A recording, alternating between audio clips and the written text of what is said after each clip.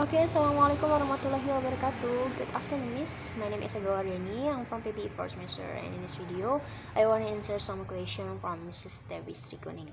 The first question is, coba sebutkan dan jelaskan kesalahan apa saja yang sering dilakukan oleh seorang reporter dalam melakukan wawancara kepada orang lain.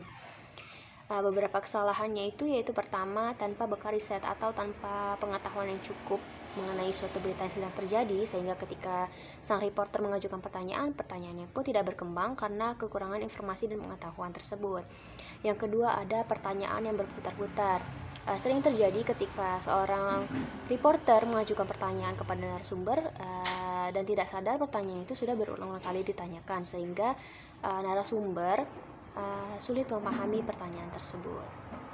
Yang ketiga, ada wajah tembok atau wajah tanpa ekspresi. Itu biasanya akan menyebabkan narasumber menjadi tidak nyaman.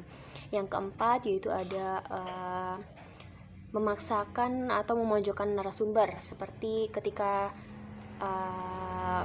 menyampaikan pertanyaan atau perkataan yang dikeluarkan oleh seorang reporter itu kurang mengenakan bagi narasumber.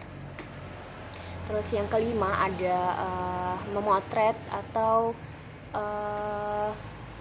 mengambil video tanpa izin atau merekam tanpa izin. Itu merupakan hal yang tidak sopan dan tidak beretika.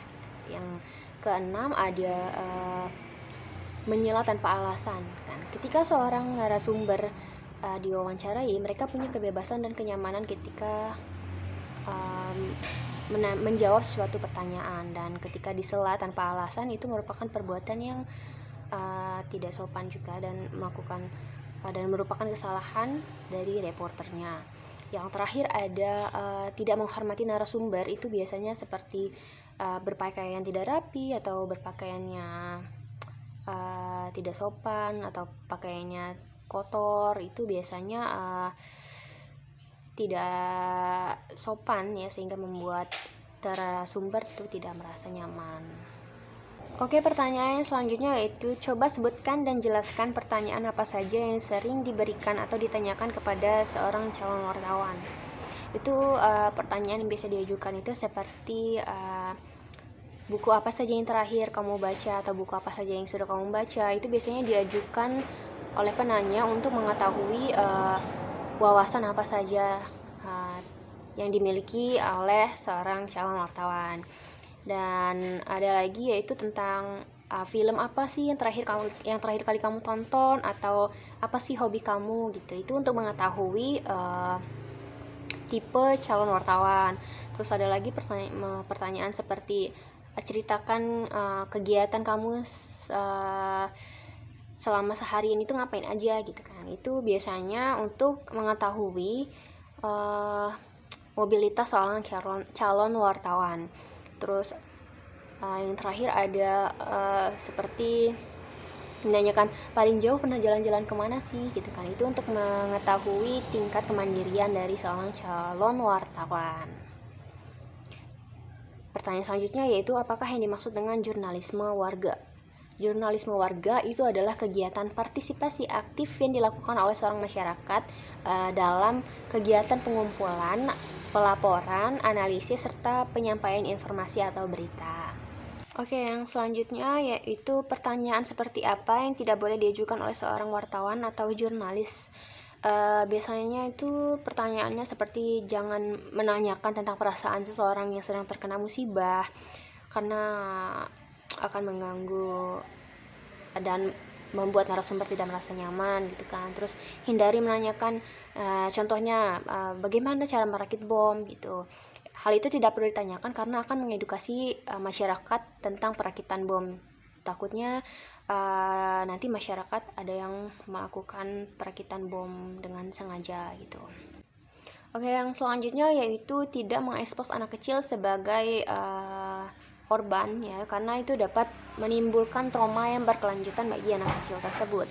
Terus yang selanjutnya yaitu wartawan harus melindungi hak privasi seorang narasumber. Pertanyaan yang terakhir yaitu, Jika kalian seorang wartawan kampus, berikan 10 pertanyaan jika kalian ingin mempromosikan kampus UMKO kepada masyarakat dengan mewawancarai rektor atau pemimpinnya. Mungkin beberapa pertanyaannya itu seperti yang pertama itu apa saja kebijakan yang dimiliki oleh kampus Universitas Muhammadiyah Kota Bumi, terus bagaimana sistem pendaftarannya, bagaimana sistem keuangan pembayaran kampusnya, terus bagaimana sistematika pembelajaran UMKO saat ini, berapa banyak jumlah fakultas yang dimiliki oleh UMKO,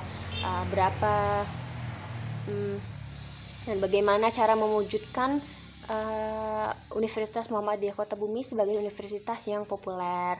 Terus beasiswa apa saja yang dapat digunakan mahasiswa ketika masuk ke Universitas Muhammadiyah Kota Bumi. Lalu selanjutnya keunggulan apa saja yang dimiliki UMKO, dan organisasi apa saja yang ada di dalam Universitas Muhammadiyah Kota Bumi, serta prestasi apa sih yang dapat diraih mahasiswa ketika masuk ke Universitas Muhammadiyah Kota Bumi. Oke, mungkin itu saja yang dapat saya jawab dari 5 pertanyaan yang Miss berikan. Terima kasih. Wassalamualaikum warahmatullahi wabarakatuh.